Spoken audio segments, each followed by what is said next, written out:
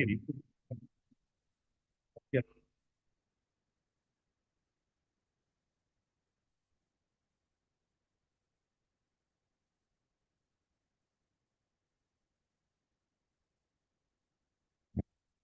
Hello hello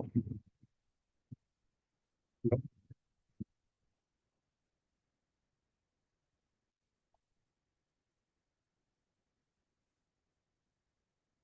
hello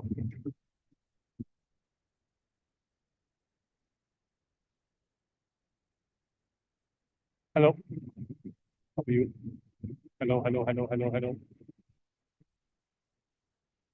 हाँ stop stop 1 2 3 4 5 6 hello mike check. Hello. और ऊपर करना है क्या? आई थिंक मे बी ऊपर। हेलो अब आ रहा है? हाँ, थोड़ा फास्ट लगाना पड़ेगा। हेलो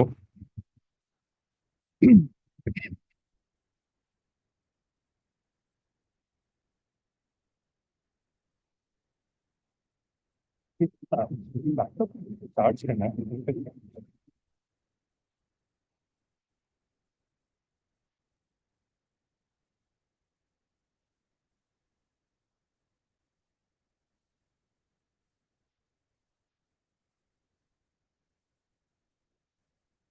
ऑन है क्या? Charge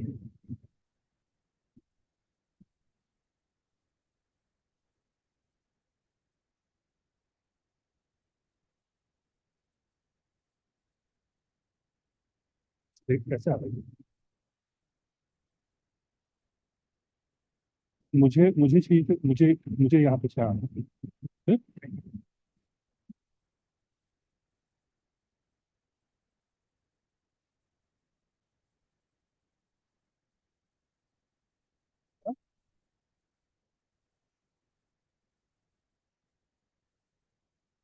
hello mike check. Hello. ठीक है, फिर इसको लगा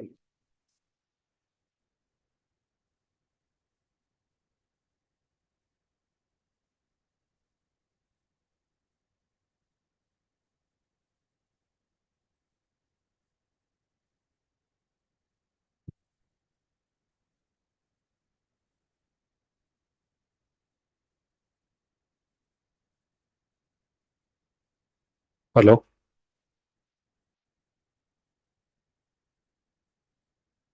लीजिए। प्रेजेंटेशन हुई, बट वहां पे वो आ रहा है।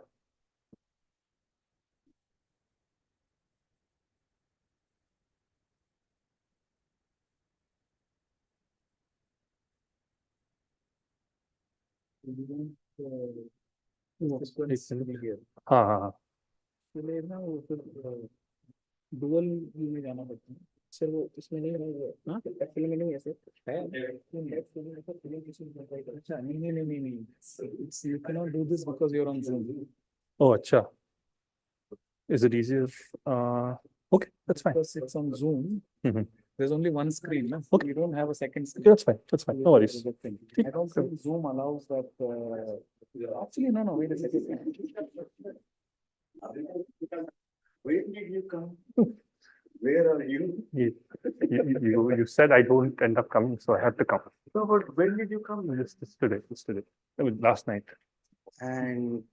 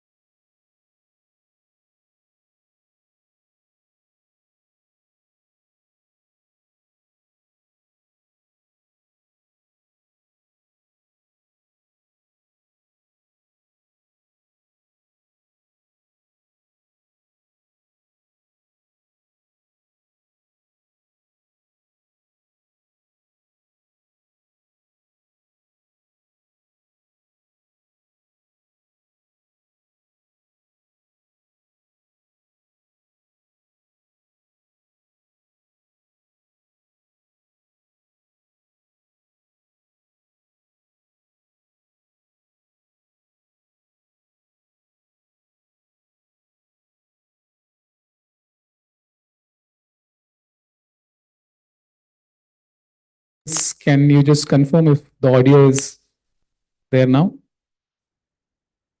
Okay. Yeah, I can hear you, Vijay, but I Okay. cannot hear Abhinav. Am I audible now? Yeah, What? yeah, we can hear you now. Yeah, Okay. Abhinav was not saying anything to me. Yeah. Okay. Okay, we can hear now. Thank you. Yeah. Great. Sorry. Yeah. Great. Thanks, Vijay, for the very kind introduction and invitation. Also see familiar faces in the audience. Thanks very much. It's lovely to see you all. Yeah. So today I'm going to be talking about quantum computing and building quantum computers of increasing scale and complexity. And there's obviously been a lot of attention, perhaps hype, even in India, hearing of the National Quantum Mission and a 6,000 crore budget, and so one can ask, well, is this, what is all this interest for? Is it just hype, or is there actually something to this tech? Is it few years down the line that we're going to see something emerge? Is it going to be 5 years, a decade? So yeah, I'll let you form that opinion at the end of the talk, but let me not bias you too much at the start. But yeah, before I start, I grew up on TIFR campus, and so I really must start out with a bit of a. It's not working.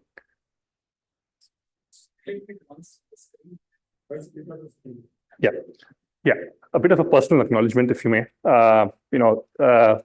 So for my late father, so it's very nice to see two of his other babies also grow up. But yeah, and then of course to the people who actually did the work, youngster Kim and Andrew Edens on my team, they really did the most of the heavy lifting.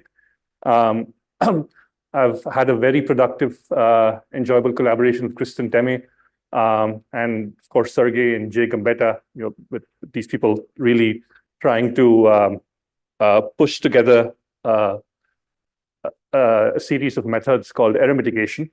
Over the course of this work, we also had the pleasure of collaborating with UC Berkeley, with Mike Zalatel's group, and Sajant Anand was the graduate student who did a lot of the work on numerical simulations, trying to benchmark our experiments. Yeah, and then really you'll begin to see the complexity of these devices, and how hard it is to build something at the scale that I'm going to talk about, and control and understand things. And really, this wouldn't have been possible without the efforts of the entire IBM team. Okay, so this is a talk about quantum computing, but I think for this talk, I wanted to start motivating things from what we can do with classical methods. And this is going to be an experimentalist talking about classical computational methods. So if there's anything incorrect I'm saying, please correct me. So there've been many successes with quantum mechanics, and Paul Dirac said in 1929 that the underlying physical laws necessary for the mathematical theory of a large part of physics, they're completely known. And essentially, one has the Schrodinger equation. You can, for a number of different many-body systems, you can express the Hamiltonian.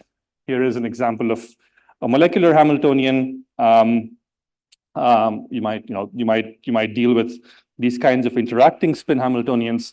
And the kind of questions one might ask are, well, what's the ground state energy of the system described by one of these Hamiltonians, or what's the excitation energy?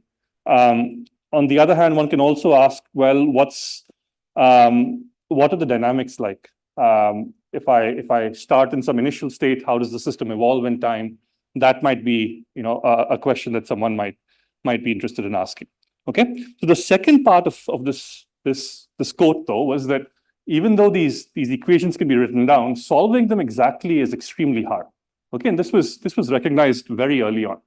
And therefore, it becomes desirable that approximate practical methods should be developed. And this is really what's driven a lot of the progress we've made with quantum mechanics over the last century. This is exactly what people are using high performance computers for. So what's the problem here, right? So if you want to do a brute force solution to get a brute force solution to the Schrodinger equation, if you want to use what are called either direct classical methods or exact diagonalization, you have your many body wave function, right? And then you're going to have an exponentially large number of amplitudes that you need to keep track of. Okay, so this is going to be incredibly hard to store and even to manipulate.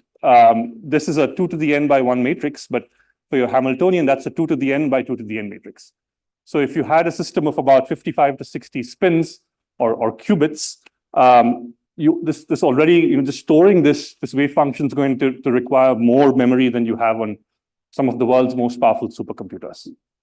Okay, so there has to be a solution to this, and there've been many different solutions. One of the most powerful and popular approaches to dealing with this problem is using tensor network methods.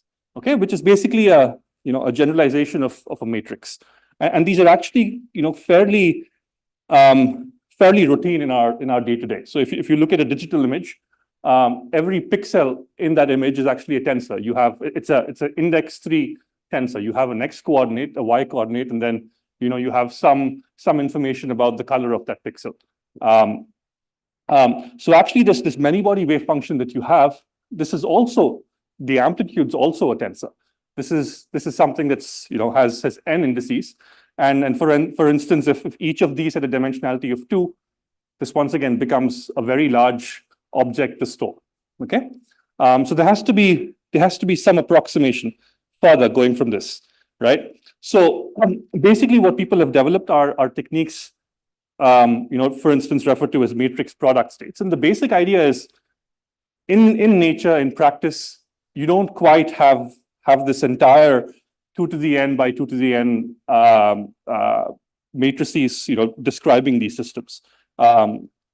Things are usually more local, and basically what I mean is, if I'm pushing this water bottle here, it's not causing something to change in the West Canteen. Okay, so and this is the concept I'll keep coming back to again and again over my talk. So things are more local. You probably have lower entanglement, and so therefore things in your wave function, they might have some scale of correlation, and this can be now quantified by something called the bond dimension. Okay, and so you can then go between two extremes. You can go between one extreme where you have a bond dimension of 1, where your wave function is approximated like to be a product state, so there are no correlations between all of these different particles, and then you can have an exact representation, which basically leads to a n index tensor where you now have exponential bond dimension, and trying to interpolate between these two is basically a game of what are the classical resources you have, what's the runtime that you can access on a cluster, how much memory do you have. That's basically the knob that one typically has. Okay, so there are definitely other kinds of classical approximate techniques, but these have been very, very successful and powerful. And so what's the typical playbook like, right? Usually one is using these techniques when you're beyond the scale of exact simulation, right? Where you don't have an exact answer and all you have are access to these approximate techniques. So how do you build some confidence into whether you're correct or not?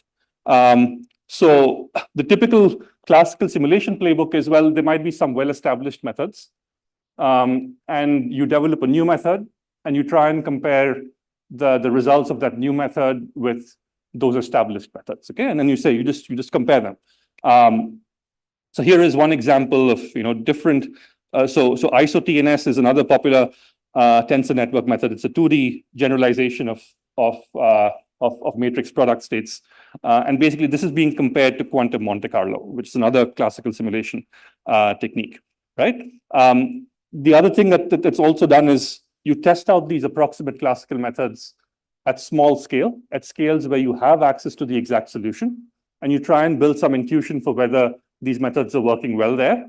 And then you then systematically increase the scale of the problem and then try and build some trust. The other thing you can do is also systematically increase this bond dimension. So in the approximation to your wave function, you can systematically increase how much correlations you have and see if if there's certain quantities you're interested in measuring, are these converging? Okay. Now it's entirely possible that these converge to the wrong answer, but these are the kind of things a classical computational physicist or a chemist is doing fairly routinely. And the challenge basically here is that you don't have access to what the exact solution is. You don't have access to what the correct answer is, and you can only make a guess. Okay, so there are obviously several examples where all of these kinds of approximate methods work very well, but there are also very well-known problems, high TC superconductivity and others where we know some of these methods struggle. Okay, so what was one proposed solution? Well, this is the cliched Feynman quote, right? Well, if you want a simulation of a quantum system, perhaps you could build a well-controlled programmable quantum computer to simulate that system of interest, right? So perhaps if you wanted to simulate the properties of a molecule on the left, a natural quantum system, you could use an artificial quantum system like the processor on the right, a superconducting processor on the right, to simulate the properties of this natural quantum system. And so this has basically driven a lot of progress in quantum computing. There have been many different platforms, and all of them have their pros and cons. And today I'm going to be focusing on technology that we use at IBM. You also have Vijay's group here, which really specializes in these kinds of quantum computers as well. And these basically use superconducting qubits. Okay, and at the heart of this device is basically a Josephson junction, basically a tri-layer sandwich of superconductor, insulator, superconductor. We typically use things like aluminum and the tunnel barrier, something like aluminum oxide. And essentially, once you shunt these Josephson junctions, you end up with these kinds of anharmonic oscillators, which are close to LC oscillators, but you have this interesting property to the inductance, and as a result of that, you can have this kind of energy spacing where the bottom two levels, which serve as your computational levels, have a very unique frequency. Okay, and all of these energy scales can be basically engineered by your circuit design. There are obviously certain criteria we want to have to be able to control, manipulate, program, and compute with these kinds of building blocks. So typically, so what you have in this square is one superconducting qubit, and it'll be coupled to a coplanar waveguide resonator. And then you can essentially drive this on resonance. And with that, you can create arbitrary single qubit rotations. These are typically called single qubit gates. Okay, and to give you a sense of what the timescales of these operations are, these are about order of 10 nanoseconds. Okay, now this is the most fundamental building block of a larger processor. You do want the ability to entangle qubits.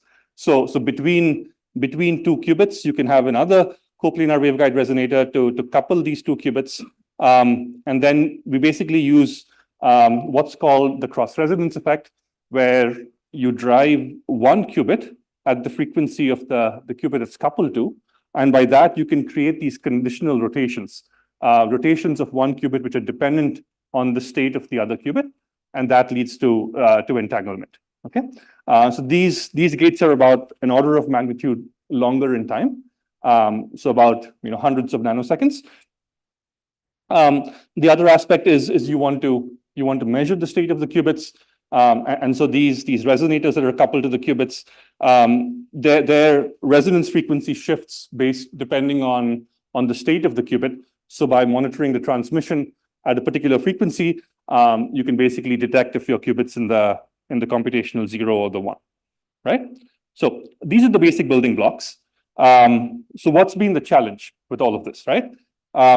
It's basically that with many quantum systems, you have noise. You're very sensitive to perturbations from the environment of the qubit, right? So for those of you who are not, who might not be very familiar with this, one example of noise can be incoherent errors that you have from energy relaxation. So if you prepare the qubit in the computational one state, it has some time scale over which it will begin to decay into the zero state. And this is typically, a time scale is typically called the T1 time. Okay, and that in this, for this qubit, it was about 41 microseconds. I'll show you that it's gotten much better. But this is only one form of noise. You can have many more complicated sources.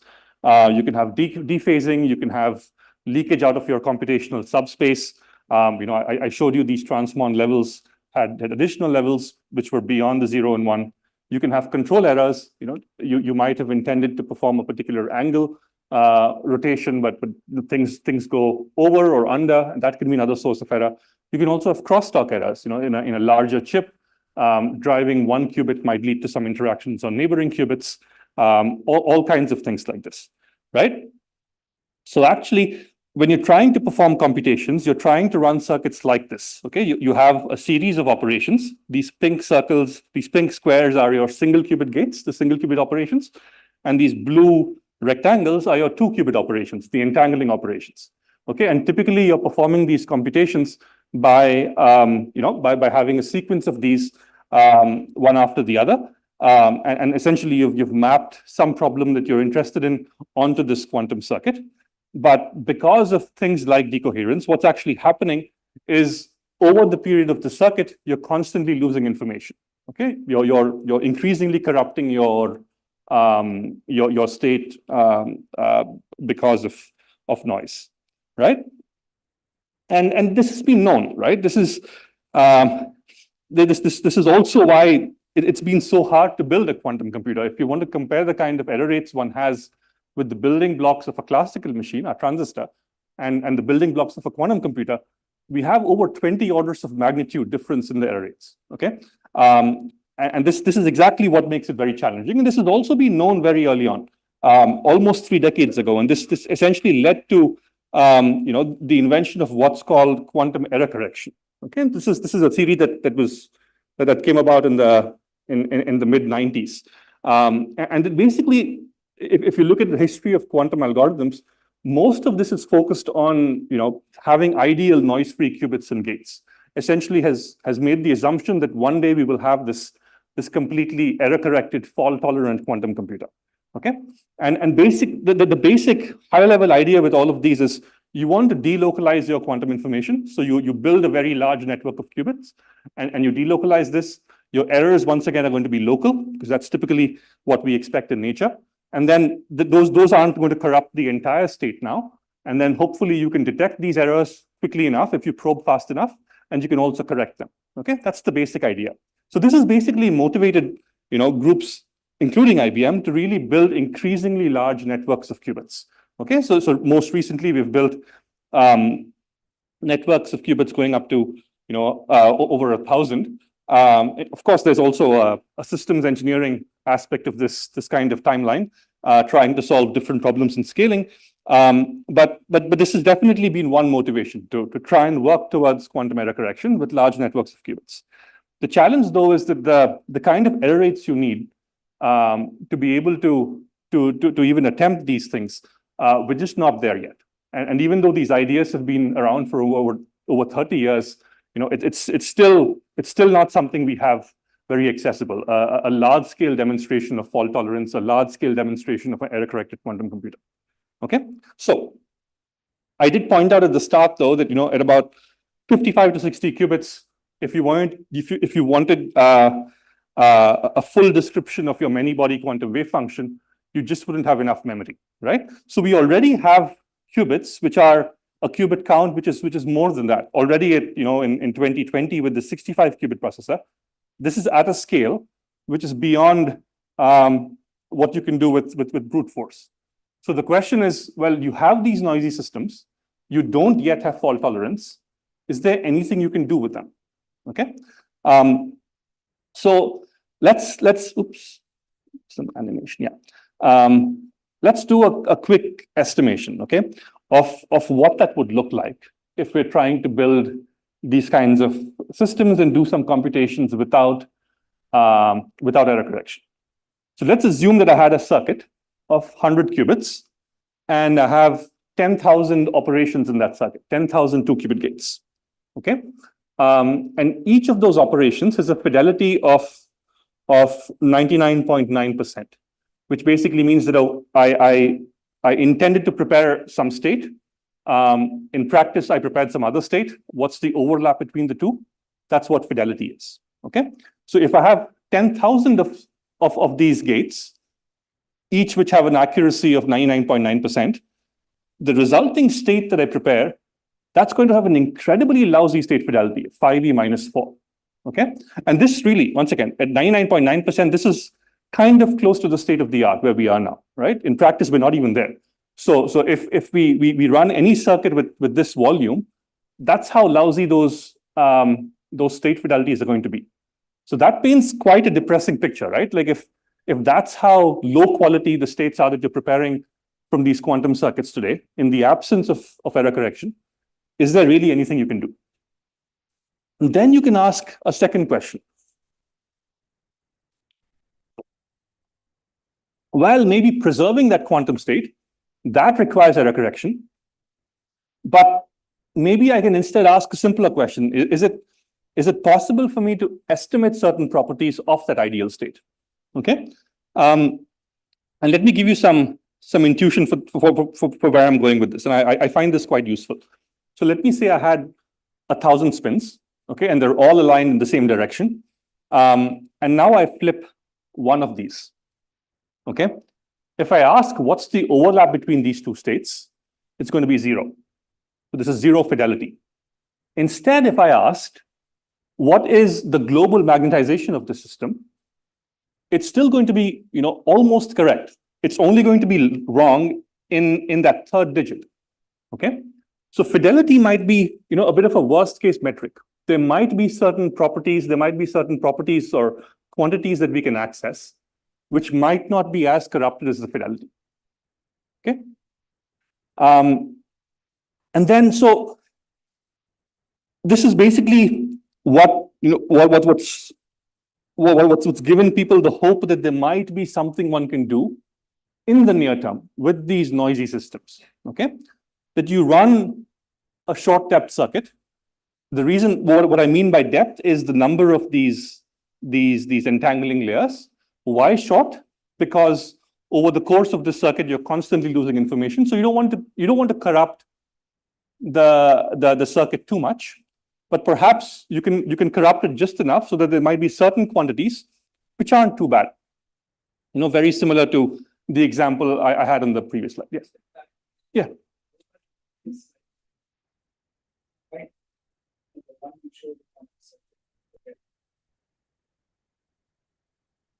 Oh. Yeah.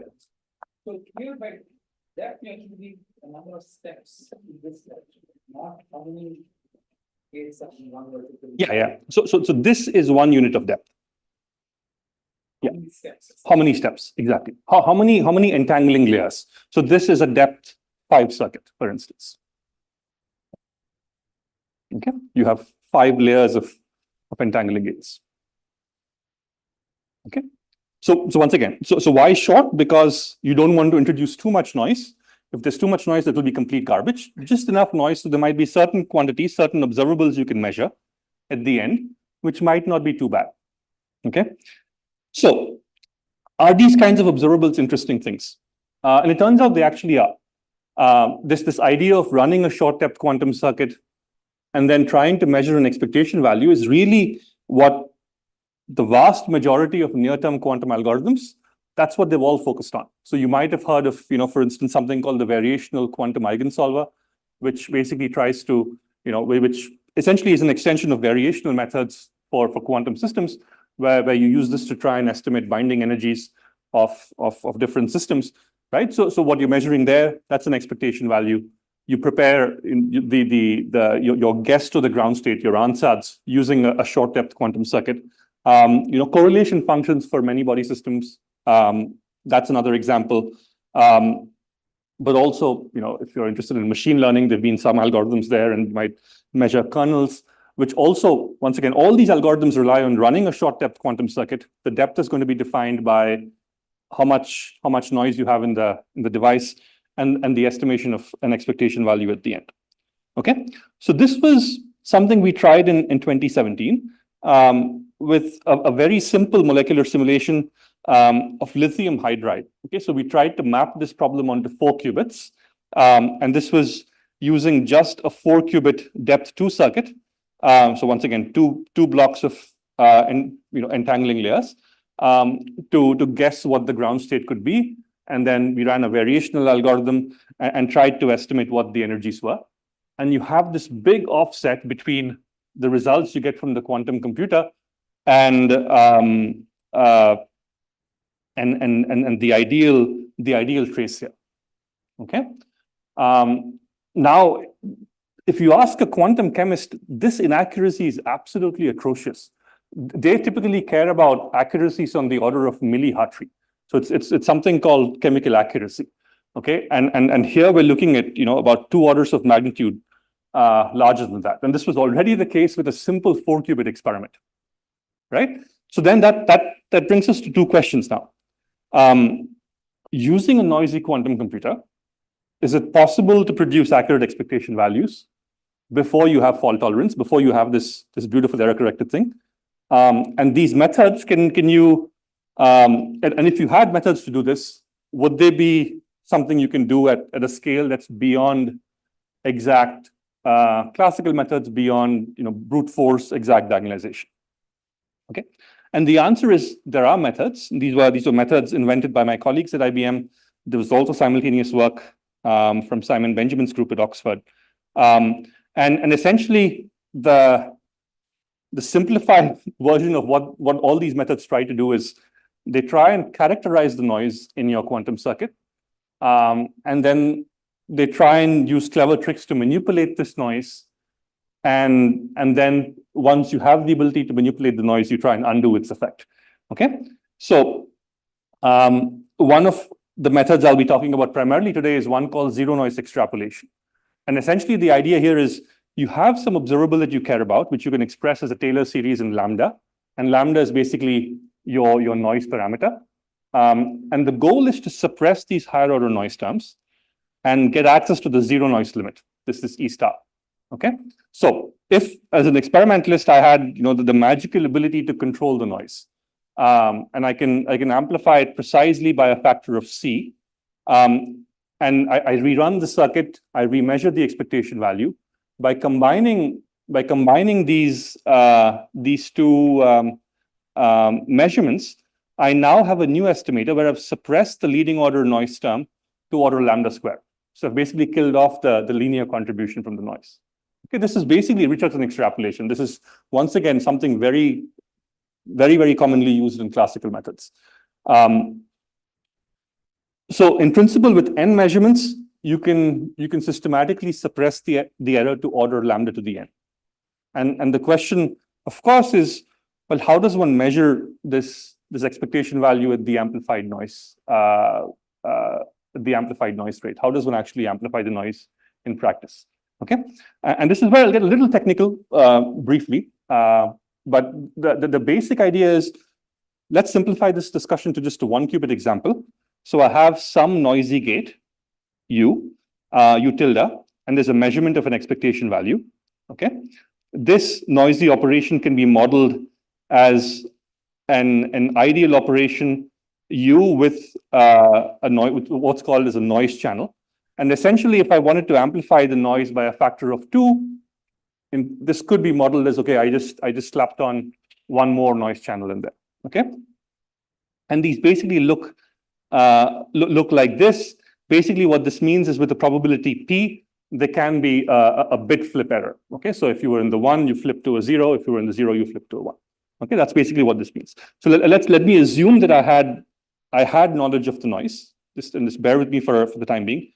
And I knew what this P was. Okay, by linearity, if I plug this in, basically what this shows me is that trying to estimate this expectation value at this amplified noise strength of 2 basically amounts to now running my original circuit, but introducing an identity gate or an X gate with these probabilities that I knew.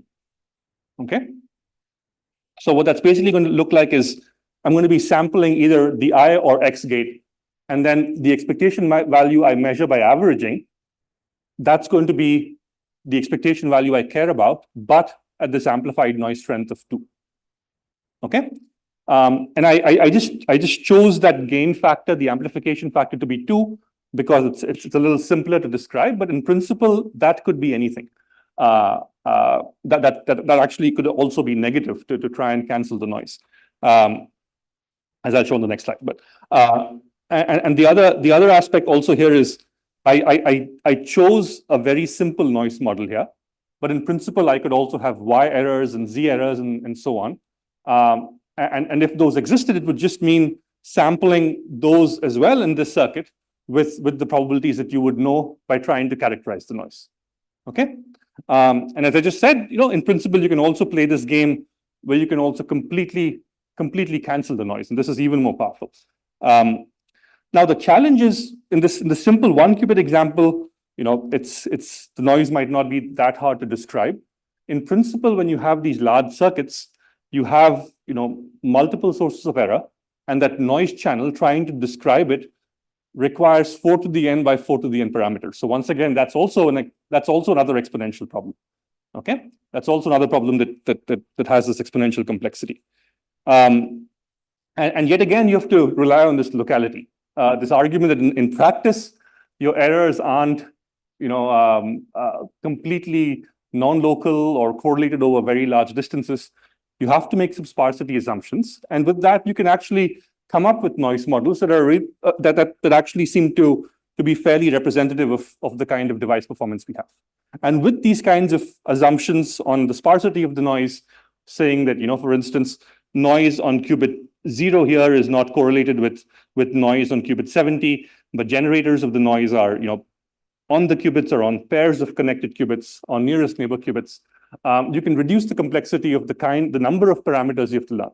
So in the case of the 1-qubit example, you had this value P that we had to learn. You'll have this similarly for all of the qubits for the different error terms and so on. Okay, and you can basically reduce this model complexity from about 10 to the 76 parameters down to a couple thousand, and that makes it much more manageable. Okay, I haven't quite gotten into how we learn those parameters, and I'm happy to address any questions on that later if people are interested. But yeah, I'll just ask you to make a leap of faith and bear with me and assume that this is something that can be done with fairly traditional practices in this space. So basically, this is what this is going to look like. If you had this one layer of gates and you had a noise channel that you were able to characterize, what this is going to look like is with different probabilities, you're going to keep sampling all of these different gates to systematically, very controllably amplify the noise. And these amplifications and the gates that you insert are going to depend on the model parameters that you learned of the device. Okay.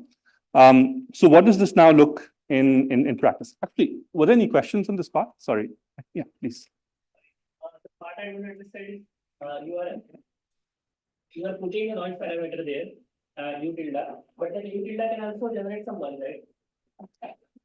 Sorry, no, U tilde is the noisy operation. So U is the ideal operation, and U tilde is the noisy version of that operation. So U tilde is what's happening in practice. U tilde is the gate, right? It is your noisy gate, yes. Yeah, that noisy gate operation after the log time also makes some error, U tilde. Yes, absolutely. Yeah. So when you're leaving U tilde by itself, that's what you have at your base noise level. By introducing these additional gates, you're trying to systematically amplify the noise beyond that base noise level. So you want to say, oh, I want to amplify. Now I had U tilde amount of noise. Now I want to make it double that. That's what we're trying to do.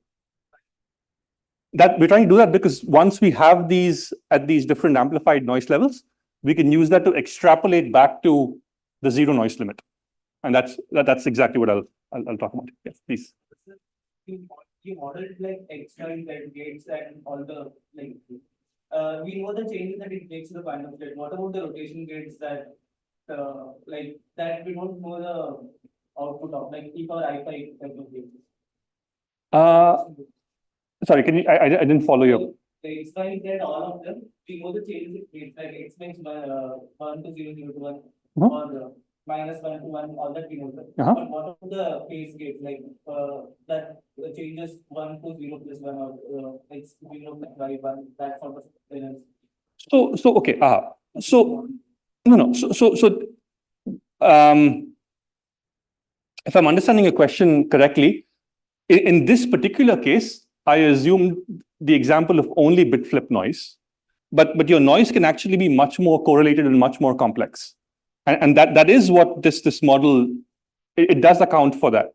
It does account for something like a crosstalk error between these two qubits. So which can come up as like a phase error that you're asking about. So those things can be accounted by this model as well. Like when you're modeling, you especially said like I and X gate, but how would you model arbitrary rotation for that? Yeah. So I think if I can Yeah. maybe clarify, if you go to the next slide there. Yeah. So I think he's asking that in your you are adding noise by using these combination of Yes. gates. Yes. So he's asking that this seems like a very limited subset of gates. How is it that it is able to model all the type of noises that might be there? I'm guessing that. So he's worried that you're only using XYZ, but how can that model a different type of an error, like a phase error or something like that? Yeah. That's what he's asking. Yeah. So it's not so each individual sample is not amplifying the noise. It's the average of many samples. So basically you have Y there, you have a Z now on the first qubit, you now have a Z. So by taking the average of sampling over all of these different combinations that you get from a probability distribution, which basically is a more complex version of this, right? So when you have more complex noise, what you end up having is you might have a Y term, a Z term, a ZZ term, a ZX term, a ZY term, all these different combinations between pairs of qubits, right? But it's not an individual circuit run is not amplifying the noise. It's the average over many of these different runs. Does that address? It's a random sampling of many different cases, which on an average mimics the noise which the system is already producing. Exactly. So this is just a complicated way of adding the same type of noise which the system is already producing. Right. Oh, that was a pretty nice question. Thanks. Basically, the understanding is that the projection is complete. Like any different kind of noise can be projected onto this I, X, Y, Z kind of. It's not just projecting. It's once again. It's once you're able to. Okay. So you're tailoring it to a simpler form, and I didn't talk of that. You're tailoring it into a form that's diagonal in the Pauli basis. Yeah. So that's why the IXYZ simplification works. But once you do that, then to amplify it, you're sampling over an entire probability distribution, which has the net effect on average of mimicking your system noise.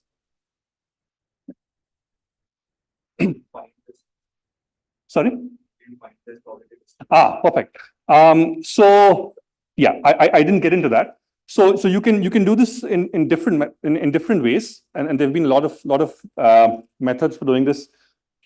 The method that we use is it's basically you take even multiples of these entangling operations. So for instance, if we had a C0 gate, and I'm sorry I haven't explained what a C0 gate is. It's basically if you have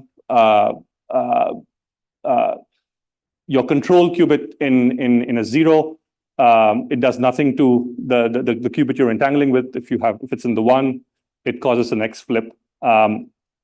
So you have a layer of C0s.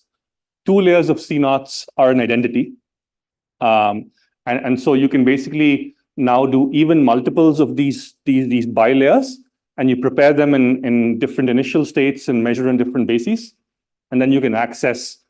Basically, what you end up getting are these. If your noise is well behaved, you end up getting these clean exponential decays from which you can extract what are called fidelities, and those feed into your noise model parameters. That's so it's sounds similar to some version of randomized benchmarking type of experiments, right? Where you do an identity operation in if everything was perfect, it would give you an identity, but you look at the Yes. deviations from that, Yes. and then you say that, okay, what noise would have caused Yes. Yes. this kind of Yes. stuff? Right. So basically, if you have, if you have just forget I said a C naught. If you just had an identity operation, and one identity operation had an X error, you try and do n numbers of these identity operations, so you exponentially grow the error, and that gives you more sensitivity to what that error rate is. And you do this on different bases, and then you can access all of these different model parameters. Most of these model parameters, there's still some which you cannot separate out, and this is referred to as unlearnability of polynoise. But anyway, this is more technical, and we can discuss about this later if you want. Is there a question at the back? Okay, thanks for these great questions. And this was an important technical part. So, okay, so this is what this looks like, right? So on the x-axis here are 2,000 different randomizations. So we're sampling these gates at every point in the circuit. I haven't told you what the circuit is. I haven't told you what the expectation value is. At the base noise level, so this is basically when you just do the U tilde, right? There's nothing else you're doing. The ideal answer was supposed to be 1. And I haven't told you why I know it, but just trust me, that's the answer. Because of noise, you have this bias, this offset. Now, I sample a new set of gates in the circuit, and that amplifies the noise by a factor of 1.2. That's what I wanted. And actually, the amplification factor informed me on what distribution to sample from. And now the expectation value is biased even more from 1. Now I amplify the noise even more, try to go to 1.6. The bias is even more, okay? But this was the idea. This is why I want to try and measure a different noise amplification strengths. Once I have these, I can try and extrapolate back to the zero noise limit, okay? Now, the example I spoke of at the start, where you do a linear extrapolation to suppress the leading order noise term, you can already see that that's in light blue. That's a linear extrapolation. You can already see that you have a much better estimate of what that expectation value was from where you were at the base noise level. Okay, and then there've been extensions to these methods with, say, exponential extrapolation, where you can actually get even better extrapolations to work. Okay. This doesn't require additive, right? Sorry. This doesn't require additive. Additive noise. Additive noise. What? Taking from the classical kind of noise analysis. If I try to do this, I will say, you know. So I'm not entirely familiar with the term additive noise. Can you just clarify? Okay, so usually in observations, we have a signal. We have things added, the noise added, which we can't predict. We would like to analyze these and purely classical. So we expect that noise to be, need to be Gaussian, can be non-Gaussian, and all those things are fine. But it's additive to the signal we are looking for. Right. So here you don't need that because you're trying to amplify the noise alone. So it's right. That's what I've been getting confused. Yes. You're trying to amplify the noise alone. So you can do that without affecting whatever inherent signal you have or the coherent state you're looking for here. Right. I think you're thinking in terms of like signal to noise, like what's happening to the signal as well, if I'm understanding right, correct? It's a little different. Basically, what this is doing is it's amplifying the noise in a way that it leaves the original operation untouched. Yeah, that's what I mean. Okay. You feel like you have a comment to make? So we sort of know why the noise is there. There are all these random processes. So the simple or the ideal way of increasing the noise would actually be to make everything worse. But that we cannot do because the chip is already there. So here Essentially, by introducing these operations, they are limiting a system which would be like the same system, but where every qubit is much worse than what it was. Right? Yeah. But they can do that because they can characterize the noise model and introduce these extra operations to behave in exactly the same way as if a worse quantum processor would have, with the same properties, but just higher intensity of ones. Yeah. And then they claim that if you back. Yeah. Okay. Okay. So this is the machinery. Okay. This is what we have, and now we want to find some problem that we can address with this. Okay. And what we're going to try and look at is this very classic system in many body physics across all, many areas of physics, the 2D transverse field licensing model. Okay. And we're going to ask, we're going to look at the time dynamics of a spin lattice that's going to basically share the same topology that I have on the hardware. And they're going to try and ask questions. Was there a question? No. Okay. We're going to ask, how does the magnetization evolve in time? Or we're going to ask, well, I'm going to fix the evolution time. I'm going to sweep the transverse field. And how does the magnetization evolve in that? Those are the kind of questions I'm going to try and ask. So this problem has to be mapped down to a quantum circuit. So basically what this is going to look like is we're going to discretize this time evolution. And so basically in every step, you're going to have a layer of single qubit operations. These single qubit operations, basically, these are X rotations that represent this transverse field. And then for the ZZ interactions, you're going to be running these entangling gates that we can on every link in the device. Okay. Typically, the way these entangling operations are run, they can only be run on next nearest neighbors, and that's why to cover the entire device in this 2D lattice, we need three parallelized layers of 2 qubit gates, and that's what this block represents. Okay, so essentially for each of these layers, we're going to learn the noise and we're going to amplify. Okay, because different gates are being applied in every layer. You're going to see different forms of crosstalk. All those distributions can be very different, even though you have all 127 qubits in each of those 3 layers. Okay. So these are the kind of circuits we're going to run. Okay, so we're going to start off with circuits with 127 qubits, the entire chip basically, and 15 entangling layers. This is already at a scale beyond, brute force exact diagonalization. So we still want to identify some special points at which we can have access to some analytical solution or something that we knew what the answer was. Okay, and fortunately, at these Rx angles, the single qubit gate angles of theta and pi over 2, these are 2 special points. There you know what the ideal result should have been. At theta equals to 0, it should have been 1. At theta equals to pi over 2, it should have been 0. The green points are basically your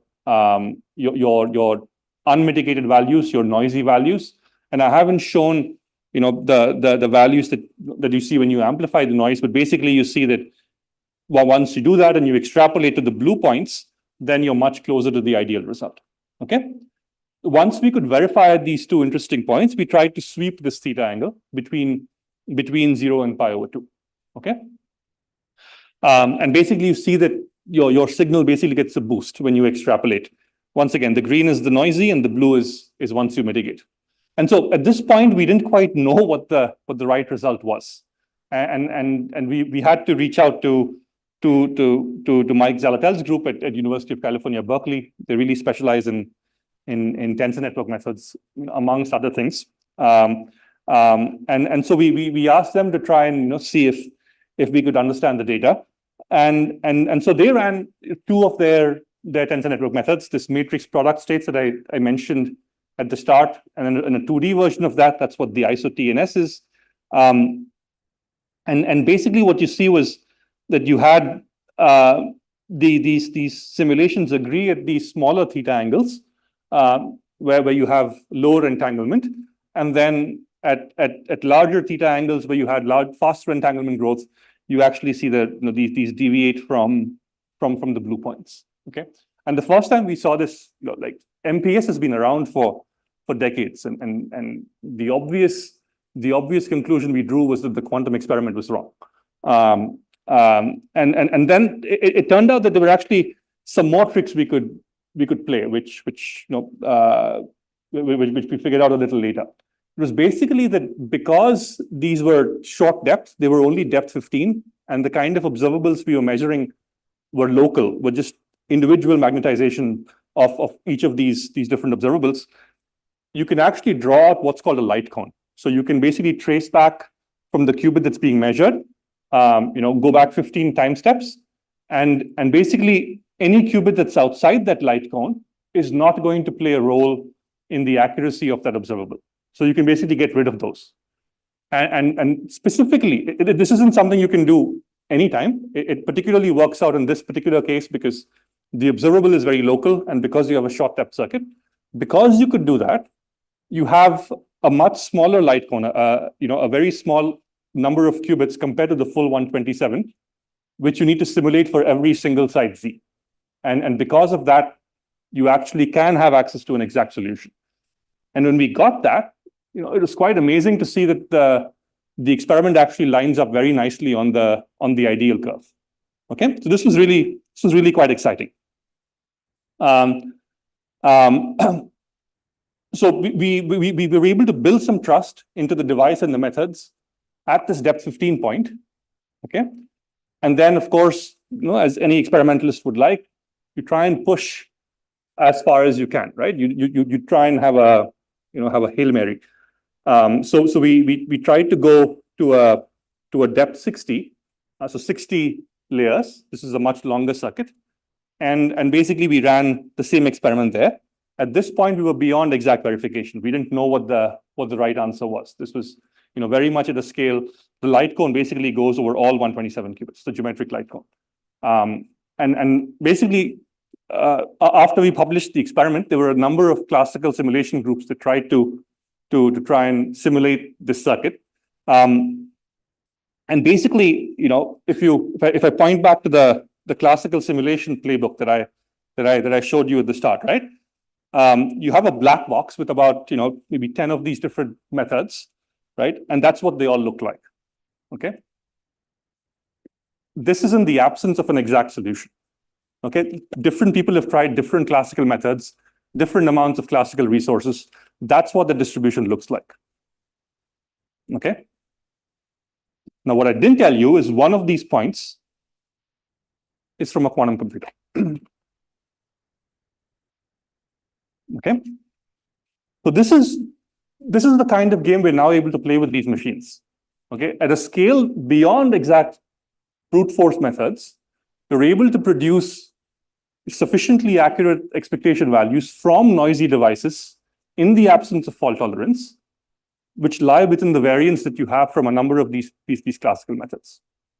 Okay, this is on 127 qubits, right? And then if I began to open every black box, all of these are different methods and different resources.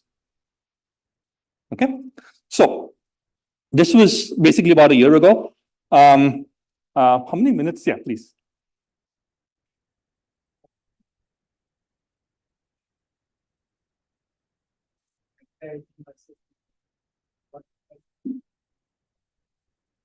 This is magnetization versus transverse field. Yeah, so basically the transverse field term got mapped to a single qubit gate, which was an Rx rotation. And so in the circuit, that's the Rx angle, but basically it's equivalent to H.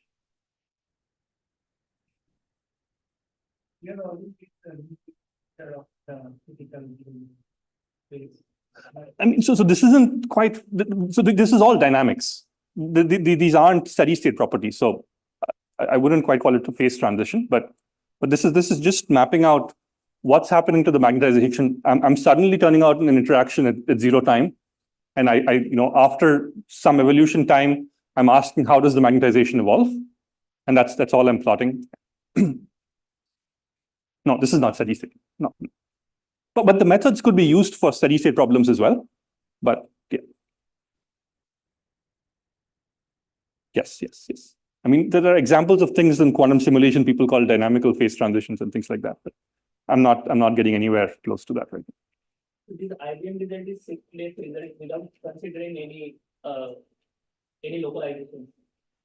Any localization? Here they are not considering any approximation of the localization. You mean are there any approximations being made? Like one was small Uh-huh. of 50 days. Yes. So there will you said that there may be some localization. Yes. Then you showed the big light. So in that case, there will no. Okay. So the one thing I should point out is the experiment is in both cases is on all 127 qubits. The light cone argument is only to extract the exact solution. From classical calculations. From classical solution. In both, in the depth 15 and the depth 60, in both cases, the IBM experiment is on all 127 qubits. Right? Maybe like 5 minutes? Yeah. Okay. There are some approximation in that error models. Oh, absolutely. Yes. No, there are approximations in the error models. I've also, I mean, I didn't talk too much about it, but there are also approximations in discretizing the time evolution of this Hamiltonian to a circuit of this form. So it's called trotterization, and that introduces errors as well. So yes, absolutely. And then even in the extrapolation itself, you're only suppressing certain orders of the noise. So is this absolutely correct? You don't know. But there are other, so I refer to the ability to cancel the noise. There you can actually have an unbiased, a noise-free expectation value if you had a representative noise model. So that's even more powerful, but okay. Yeah, so basically, this was about 1 year ago, and there've been, a lot of things have moved since then. There've been many more experiments at this 100+ qubit level. There've been hardware improvements, advances in error mitigation themselves, and I perhaps want to end with some outlook on how actually it's not just a competition between quantum and classical. I think there's also a lot to be done with quantum plus classical. So these are just some examples of many different papers with where people are going beyond just trying to characterize a system, but actually trying to map problems from different areas in physics. I think I met someone who was interested in lattice gauge theories. I think one of the papers here tries to address that. But also the 127 qubit system that I used for this experiment, it's still pretty amazing to have a device at that quality that you can control and amplify and all of these things. But the actual properties are about an order of magnitude, off from the kind of best numbers we have. So that also gives me some optimism for where these devices can go. The order of magnitude improvements waiting in coherence and 2-qubit gate fidelities. And some of this we've already seen. We have a newer architecture where we've already reduced the median gate fidelities by about a factor of 2 to 3. And just to give you a sense of this quantum plus classical bit, right? This is one example. So say I have a circuit of depth D, and if I ran this alone on my my quantum computer, it's going to be too noisy, perhaps because the depth is too much. If I try and run this entire circuit on my classical simulator, perhaps I'm going to run out of memory or runtime or whatever my classical resource is.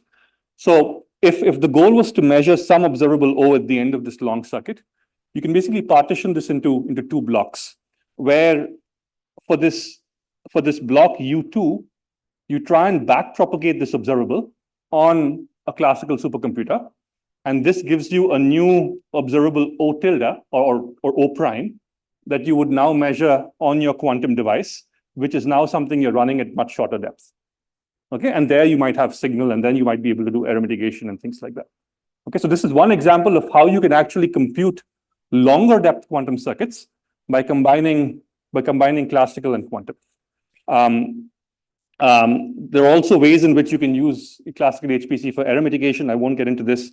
I'll just flash just some very recent results from some of my other colleagues at IBM, looking at chemistry, once again combining results from a quantum computer with HPC, and this is once again going up to 70 qubits for some fairly complex molecules, using up to 3,000 to 4,000 2-qubit gates. Okay, so what all of this is basically pointing to is, on the order of thousands of gates, you're going to produce very lousy state fidelities, but there seems to be enough experimental signal for certain quantities of interest that you can basically manipulate and process to actually do something accurate that's beyond the scale of exact classical simulation, and can compare with other classical approximate methods. Okay, so yeah, those are my take-home messages. I think that noisy quantum processors today can produce accurate results at circuit volumes beyond brute force. There will be this back and forth, I think, between quantum experiments and classical simulation, which will tell us what the interesting circuits, what the interesting problems are, eventually, to get to quantum advantage. From the experiment I largely discussed, there's about an order of magnitude weighting in terms of hardware improvements. We've already seen some of that. Combining quantum plus classical, I think, will also be a very, very useful game to play. I think the vast majority of quantum algorithms, as I pointed out, they've really been focused on what you can do with noise-free noise-free qubits and gates, perfect gates, with this quantum error-corrected machine. But I think it's also useful to think about what one can do on the order of 5,000 to 15,000 gates, for instance. That is much more newer territory, and it's not obvious that you can simulate anything with even those numbers of 2-qubit gates. Okay. Thanks for your attention.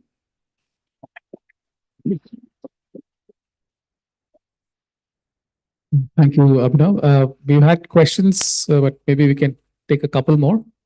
Yeah. Would you be able to simulate the RX gate using IXYZ gates? Yeah, absolutely. Because RX gates are a general case of the special IXYZ gates, right? Yes. So just by using the IXYZ gates, how would you model the RX gates is what I'm asking. So you can tailor the noise.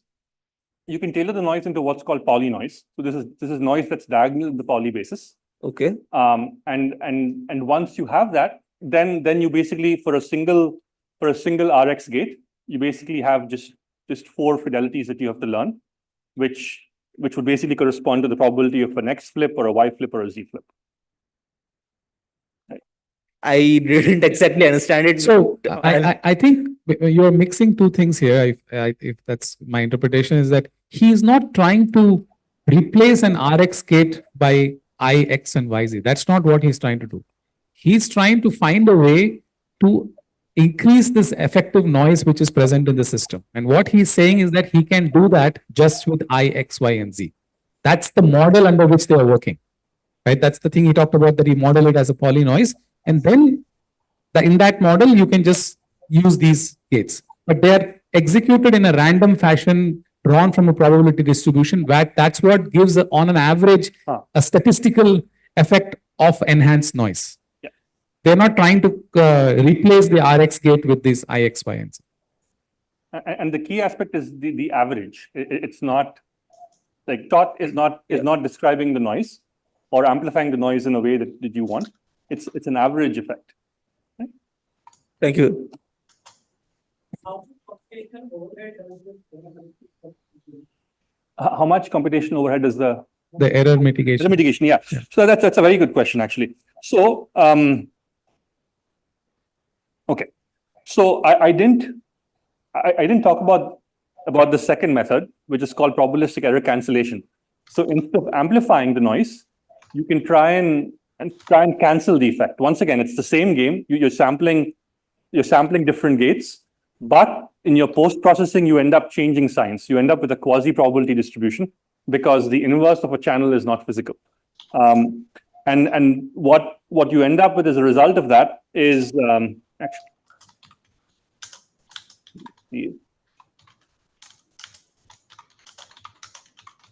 Okay. So what you end up with as a result of that is this p-factor, this normalization factor gamma, okay, which is related to the errors on the device. Okay. So basically, if you had a very small error, then your gamma is very close to 1. Now, this is the example for just one qubit, right? But now if you have to invert the noise on every qubit, you're going to have an exponential sampling cost, which is going to go as that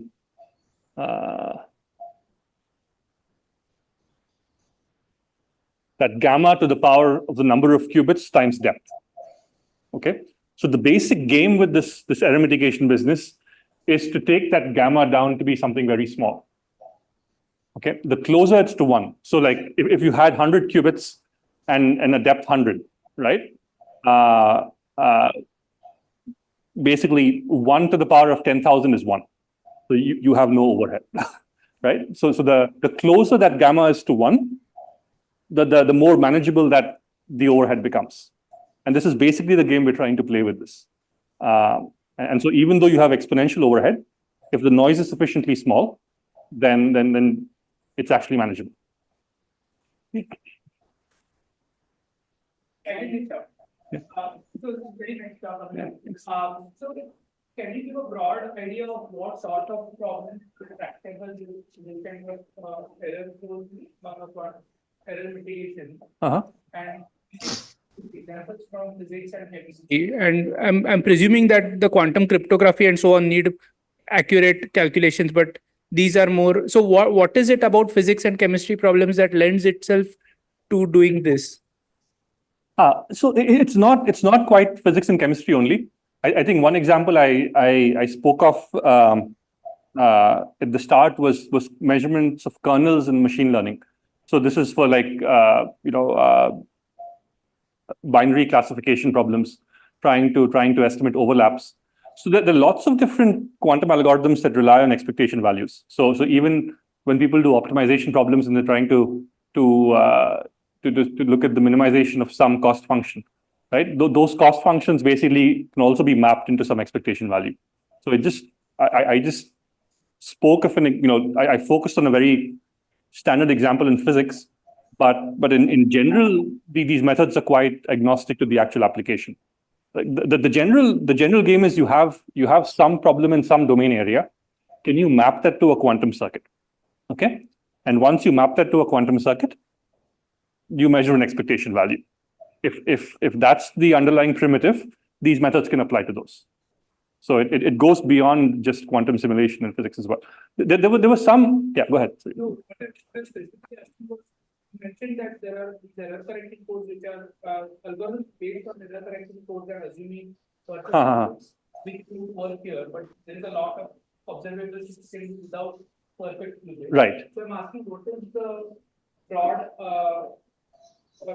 characteristic of these problems which work for these kinds of circuits which won't work for the other algorithms? Well, so it's not as much to do with the algorithms than to do with the depth of the circuit. So typically, like when you look at those algorithms, you look at the gate counts that people typically quote, those go into circuit depths of 10 to the 9, 10 to the 8. So that's just a different scale of number of operations, right? And so this is asking the question, what can you do with circuits which are about several orders of magnitude smaller in depth? I think along the same lines, like what kind of observables do you hope to measure effectively? Are they supposed to be local, non-local? Beautiful question. Yes. So this is the perfect time. That's why I'm very excited you asked this question. But basically what this shows is a very simple experiment of just 50 qubits depth 2. Okay. Very trivial circuit. This is actually an identity equivalent circuit with 2 layers of CNOTs. Now, if you look at weight 49 observable, okay, that's what the base signal is. Okay, and the ideal value is supposed to be 1. Okay? So with zero-noise extrapolation, I don't expect to be able to extrapolate that and make it 1 without blowing up the error bars. That's going to be very hard. Okay. But if I instead use the scansimation technique, it basically showed that even for weight 49 observables are able to recover. I see. Right hand. I see. So with PVC, that's why it's a much more powerful method. You can basically read any flow. I see. So almost all the observables you can hope to recover from But this. you have to encourage exponential sampling. I see. Yeah. Thank you. In the exponential sampling cost, I mean, the distribution assumes some sense of locality still, right? Like your error model will assume some local noise, but the observable can be non-local and it will still work. I mean, so even typically, well, maybe these were local actually. So I didn't show. There were two other examples. We also looked at a weight 10 and a weight 17 observable in this paper. Yeah.